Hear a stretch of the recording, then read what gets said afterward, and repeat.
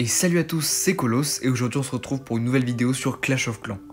Aujourd'hui j'ai envie de faire une demande à l'intention de Supercell pour s'ils ont l'intention de refaire un événement temporaire du Clash Win parce que vraiment les troupes temporaires sont beaucoup trop fortes. En 2023, Supercell avait fait le premier événement temporaire qui était donc le Clash Win et qui avait été le moment où le jeu avait été le plus populaire.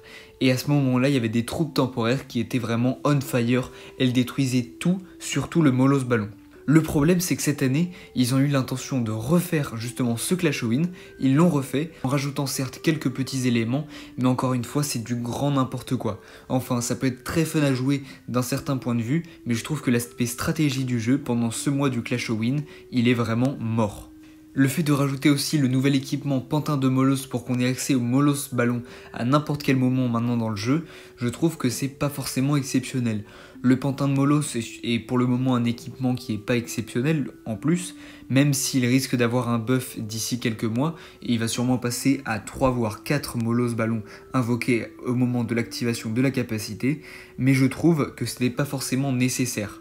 Aussi rajouter la gargouille de glace, pareil c'est une troupe qui est sympa, mais je trouve que ça ressemble vraiment trop au dernier Clash Win, et qui sont vraiment là en mode on veut à nouveau ramener un max de gens sur le jeu. Je trouve que c'est très bien de vouloir ramener des gens sur le jeu, mais il faut savoir le faire sans non plus tuer le jeu pendant un mois, parce que là c'est pas compliqué, t'as des HDV 10 qui perfent des HDV 12 avec des, bon peut-être pas, mais des HDV 11 qui perfent des HDV 13, ça oui, avec des compos full Molos Ballon. Vraiment c'est l'aspect stratégique, il est mort, t'as juste à poser quelques sorts de zap sur les défenses anti-aériennes, puis t'envoies un gros commando avec la capacité du grand gardien, sort de rage, ça va tout droit et ça défonce tout. Alors il y a quelques minutes j'ai tout simplement fait un enregistrement où je faisais mes attaques de guerre avec vous pour montrer tout simplement que c'était overcheaté, mais malheureusement l'enregistrement ne s'est pas sauvegardé, ce qui fait que je vais devoir vous commenter les attaques après les avoir faites. La première qu'on va commenter, c'est la première que j'ai faite donc sur un autre HDV 12. Donc c'était celle-ci où j'ai fait un 3 étoiles sur ce village sans aucune difficulté. Donc là la stratégie, moi j'ai 8 sorts de zap, c'est de zapper un propulseur d'air et 2 défenses anti-aériennes. Et comme vous voyez le replay dure à peine 1 minute 10, donc j'ai vraiment explosé le village. Donc je commence par zapper ce propulseur d'air, donc l'objectif c'est pas qu'il souffle dans ce sens là, donc vers là où il soufflait, pour pouvoir donc défoncer les 2 défenses anti-aériennes qui sont là, et ainsi attaquer sur ces 2 anti-air qui sont là et ne pas être gêné par le souffleur. Donc c'est ce que je fais ensuite, je zappe les défenses anti-aériennes, puis ensuite j'envoie juste ici mon commando Molos Ballon avec mes 12 avec mes 12 Molos Ballons. J'aurais pu en mettre seulement 11 et plus de gargouilles de glace, mais bon ça c'est une compo qui marche très bien. J'attends que les premiers coups d'aigle arrivent, et là hop, capacité du grand gardien. Et là, ça fait un tout droit quoi, et ça défonce tout le village. Après, j'ai juste envoyé ma reine et mon roi sur 2 coins du village, et j'ai plus rien à faire. Là, j'ai assez pour refaire une attaque. C'est-à-dire que je peux perdre 2 fois ce village, avec la même compo. Vraiment, c'est trop puissant. C'est vraiment trop puissant. Et là, voilà, le perf passe. J'avais encore mes capacités de héros. Mon démolisseur n'avait même pas explosé. Ça veut dire que là, j'avais défoncé le village. La deuxième attaque qu'on va commenter, c'est pas la mienne, c'est celle de Ryan, le nouveau chef adjoint. Ah oui, ça je ne l'ai pas dit, en gros, le clan, attendez, que je quitte. Le clan est passé au niveau 4, et donc à chaque nouveau niveau de clan, on rajoute un chef adjoint. Donc si on va dans les rôles, on a donc moi en chef et 4 chefs adjoints. Donc le nouveau chef adjoint c'est Ryan, voilà, qui a été promu pas plus tard qu'hier, puisque c'est hier qu'on est passé niveau 4. Et on va commenter son attaque sur le numéro 1, où il a donc bien évidemment 3 étoiles. Donc lui il est HDV 13, presque maxé, et là il attaque un HDV 14, donc plutôt préma. Il a quand même quelques défenses niveau HDV 14, il a surtout son aigle de niveau HDV 14 qui peut faire très mal. Les catapultes niveau HDV 13, il a une TDE niveau HDV 13, mais sinon il est plutôt préma. Et donc lui pareil, il joue en full Molos Ballon, il en joue 13, donc là c'est une compo très agressive. Il a pas son roi comme on le voit, et on va regarder son attaque. Donc lui sa stratégie ça va être de défoncer l'anti-air qui est ici, donc il défonce 3 défenses anti-aériennes ainsi qu'un souffleur avec ses 11 sorts de zap. Puis ensuite, il envoie les molosses ballons en fait, qui vont traverser le village. Voilà, c'est différents moyens de le jouer. Soit tu veux défoncer rapidement les défenses anti-aériennes en début d'attaque pour ensuite avoir tes molosses ballons qui vont sur les autres défenses, ou alors tu essayes de faire un axe comme celui-ci où tout simplement tes molosses ballons vont survoler des grosses défenses comme la catapulte erratique, la TDE, l'Arc-X. Ici, on a l'hôtel de ville, l'aigle, jusqu'à arriver à la défense anti-aérienne opposée, de sorte à ce qu'ils fassent spawn toutes leurs petites bébêtes, leurs petits bébés là, partout, et qu'ils défoncent tout simplement ces défenses-là avant que les molosses ballons commencent à les attaquer. Donc là, on voit bien que son commando avance vite. Il va pas activer sa capacité tout de suite, il va l'activer maintenant. Donc lui, il a le grimoire éternel ainsi que le grimoire de guérison. Il se fait prendre dans le piège de tornade, mais vous voyez, il a déjà défoncé la catapulte, l'aigle et l'Arc-X qui était ici. Il aura défoncé le village assez facilement. Son démolisseur n'a même pas explosé. Enfin, son broyeur, j'ai dit démolisseur avant alors que c'est broyeur le nom. Et vous voyez, même pas besoin de l'arène, c'est le 3 étoiles, assez facile. La dernière attaque qu'on va commenter, c'est la mienne, et j'ai attaqué tout simplement le même village.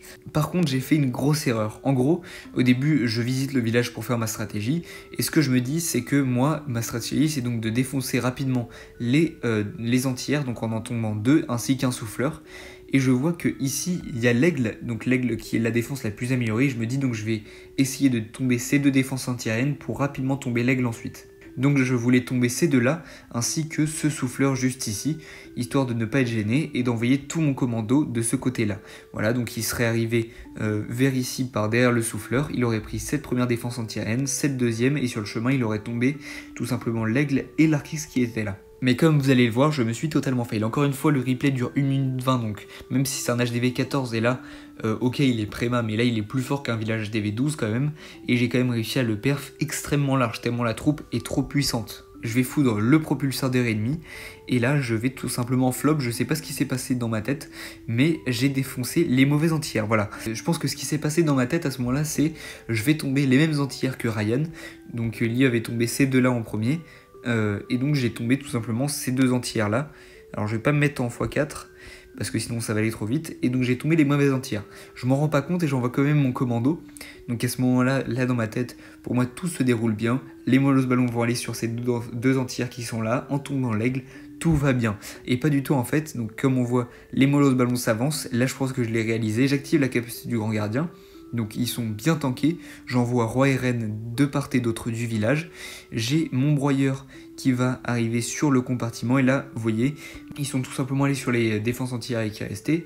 Et au final, c'est pas plus mal que ça, parce qu'il y en a plein qui sont sur l'hôtel de ville, il y en a qui sont ici qui vont tomber la dernière catapulte, qui est une défense assez dangereuse.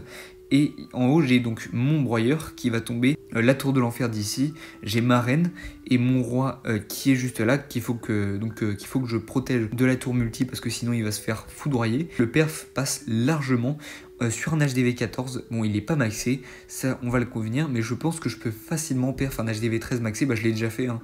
Dans mon rush légende, j'ai déjà perf un HDV 13 maxé. Et tout simplement, c'est le 100%. Et maintenant, je vais vous dire qu'est-ce que j'attends dans les nerfs. Donc dans les troupes temporaires, on en a 5, donc je pense que si jamais ils refont l'événement Clash of Wins, ce qui je pense se fera parce que tout simplement c'est le moment de l'année où il y a le plus de popularité sur le jeu, je pense qu'ils vont remettre ces 5 troupes là, bien évidemment le molosse ballon dès le début, parce que c'est la troupe que tout le monde préfère, avec encore une fois une troupe supplémentaire. Au niveau du Barcher, je trouve que c'est la troupe la plus équilibrée.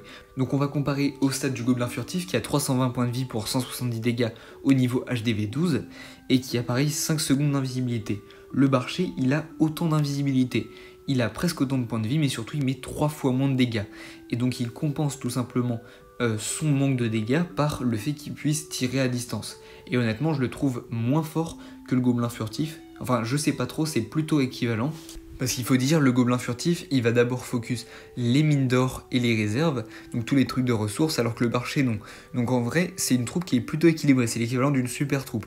Je le trouve plutôt pas mal. Le sorcier chevaucheur, c'est celui dont j'ai le moins entendu parler pendant l'événement. Voilà, j'ai pas entendu, il y a des compos super de sorciers chevaucheurs qui sont exceptionnels, qui détruisent tout en ladder. Non, je trouve que c'est une troupe plutôt équilibrée, plutôt forte mais pas non plus exceptionnelle. Voilà, pour moi c'est plus fort que le cochon normal, mais c'est pas non plus la meilleure troupe de cet événement. Pour moi ces deux premières troupes ne doivent pas être touchées.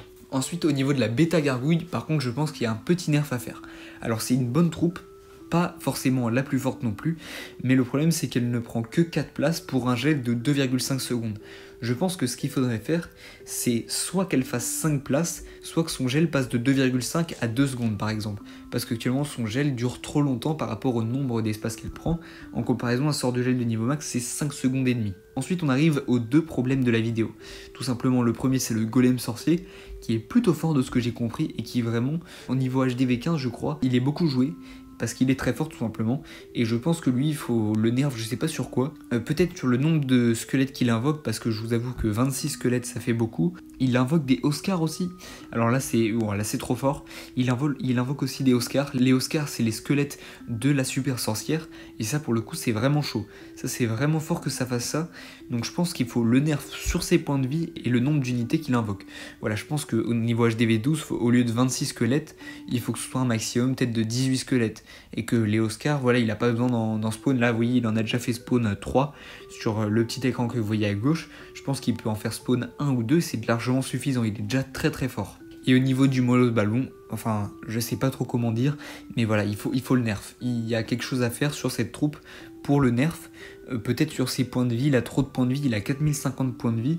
Un Molos, ça prend 7 emplacements en plus, et ça a à peine 2 fois ses points de vie.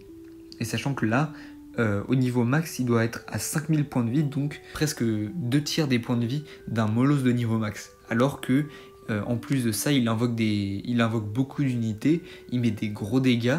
Enfin voilà, donc il faut vraiment le nerf lui. Je pense au total sur ses stats, il faut le nerf de 25% pour que ce soit quand même jouable, mais pas non plus trop abusé, parce que là c'est n'importe quoi. Pour vous montrer à quel point les Molos Ballons sont puissants, on va regarder une attaque d'un mec de mon clan, donc Terry, qui lui est HDV15 un petit peu préma et qui attaque 7 HDV15 avec une compo full super ballon. Et comme vous allez le voir, il va défoncer quand même le village. Alors, je pensais que les Molos Ballons allaient faire beaucoup plus de dégâts, mais je sais pas comment, ils se sont fait assez marable la gueule, surtout sur ce centre de village. Mais il va quand même réussir à 3 étoiles.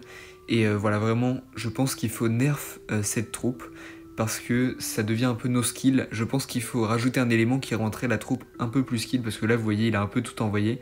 Il lui reste encore ses héros, juste pour tomber ses compartiments. Il y a quoi qui peut défendre? Il y a pas grand chose. Ici, il va tomber la dernière TDE et la catapulte, et il reste plus que ça à défendre, qu'il a juste à prendre avec ses héros. Et après ça, il a défoncé le village. À côté de ça, la compo Molos Ballon, donc avec les troupes non temporaires, est plus équilibrée. Donc on va regarder une attaque d'un autre mec de mon clan, Shawen, qui attaque donc avec Molos Ballon, un dirigeable. Lui, il est HDV 11 et il attaque ici un HDV 12. Certes, un HDV 12 préma, mais ça reste un HDV 12 qui peut quand même faire mal. Donc lui, sa stratégie, c'est simple, c'est d'envoyer d'abord une arène avec la flèche géante, puis tout simplement un dirigeable, je crois, sur l'hôtel de ville. Non, il envoie d'abord le grand gardien avec la boule de feu, puis le dirigeable, avec des ballons dedans, il va tomber facilement cet hôtel de ville. Il commence très bien l'attaque puisqu'il a défoncé 2 entières, ainsi que l'hôtel de ville lui-même. Il lui reste plus que 2 entières à prendre là, il envoie sa partie Molos Ballon, donc lui il a 3 Molos, il n'utilise pas la capacité grand gardien pour les protéger. Donc 3 Molos, je trouve que ça fait un peu beaucoup, il pourrait en mettre que 2, mais vous voyez la troupe est plus équilibrée ici. Il va quand même chercher le 3 étoiles, avec ici donc bien sûr des troupes beaucoup plus équilibrées, beaucoup plus skill, plutôt que de jouer un truc de gros porc. Bon, ici ça va être plutôt close, il était pas loin de pas perf, mais honnêtement je pense que s'il modifie ça et qu'il enlève donc un des Molos pour mettre plus de ballons, et que aussi je pense dans son CDC, ce qu'il devrait potentiellement essayer de faire, c'est de mettre à la place des super sorciers, des super archers, pour utiliser à la place de tous ces sorts de batte qui sont pas forcément ultra utiles, plutôt des sorts d'invisibilité, et apprendre à maîtriser le blimp. Et après il nous fait un blimp mobile. Donc c'est une autre variante de la QH Mobile, à la place de la QH il y a un blimp, et ça peut être vraiment très puissant, tout en ayant des troupes pas forcément super cheatées, et pour le coup c'est beaucoup plus skill. Voilà, j'espère que Supercell écoutera mon message. Alors je sais qu'il y a très peu de chances qu'il regarde mes vidéos, mais on sait jamais, à tout moment, ça peut motiver un autre créateur à faire une vidéo sur ça, pour que tout simplement le Molos Ballon soit nerf. Alors pour pas que j'ai ce genre de commentaires, je sais très bien que le fun de cet événement c'est d'avoir des 3 étoiles plus simples et tout, mais là c'est vraiment abusé.